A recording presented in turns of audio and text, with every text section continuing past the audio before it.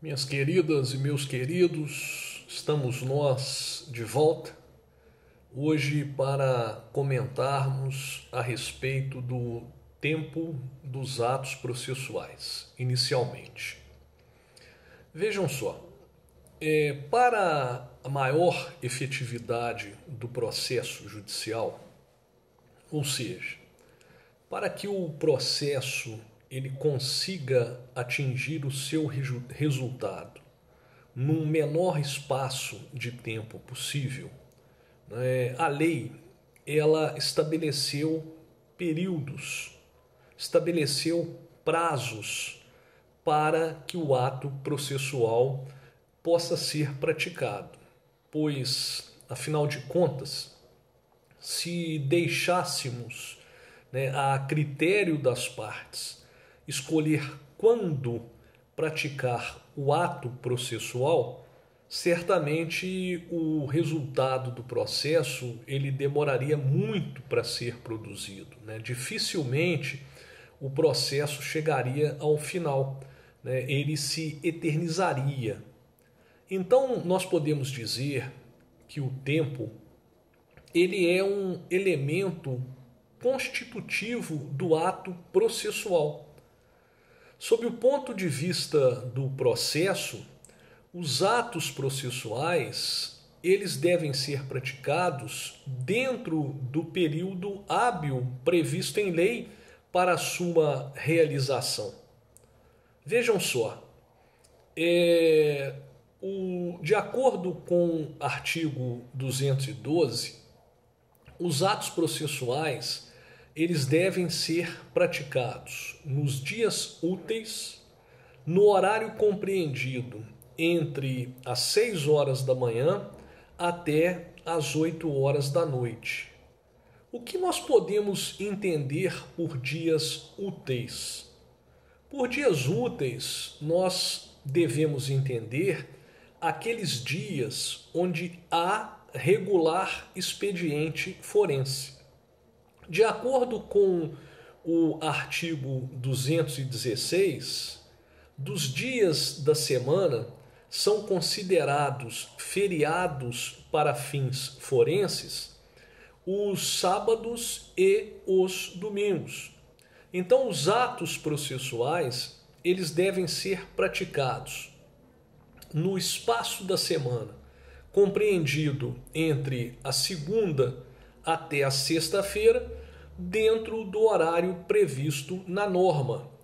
Então, concluindo, os atos processuais eles devem ser praticados em determinadas horas do dia e em determinados dias da semana.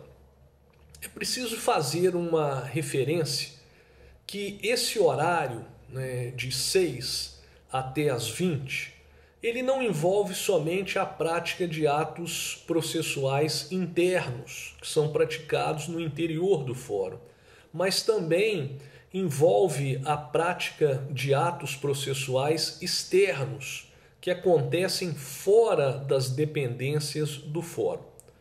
Deste modo, nós podemos afirmar para vocês que é considerado válida uma diligência do oficial de justiça que tenha sido praticado antes das 12 horas ou que tenha sido praticado após as 18 horas.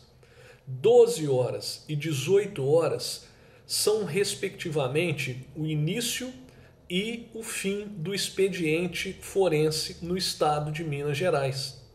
Então, desde que essa diligência ela tenha se iniciado após as 6 horas da manhã e desde que essa diligência do oficial de justiça, no exemplo que estamos analisando, tenha se encerrado antes das 20 horas. Porém, existem exceções, como praticamente tudo no direito. E uma dessas exceções envolvem os chamados atos em continuação.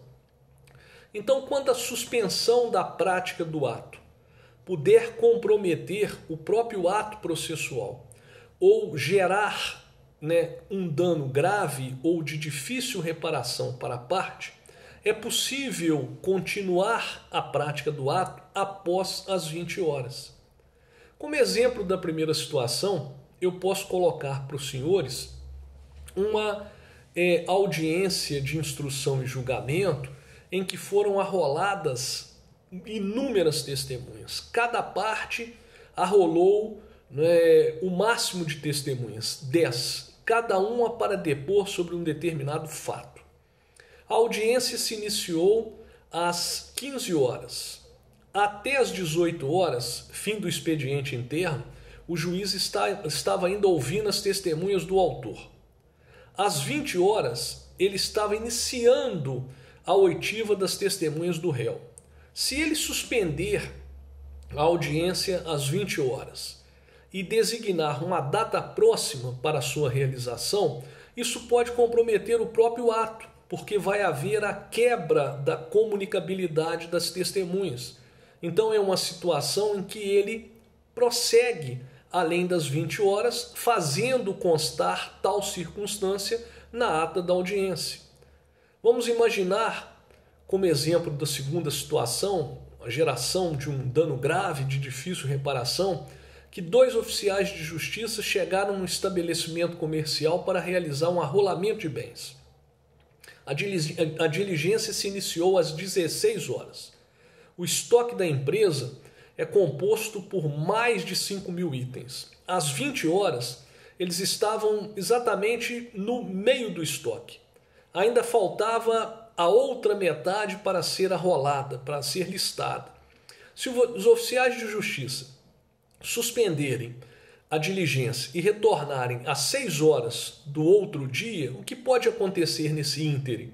O empresário desaparecer com todos aqueles bens que não foram objeto do arrolamento, o que vai causar um prejuízo grande para o credor. A outra situação envolve o cumprimento de liminares, que é o que nós veremos a seguir.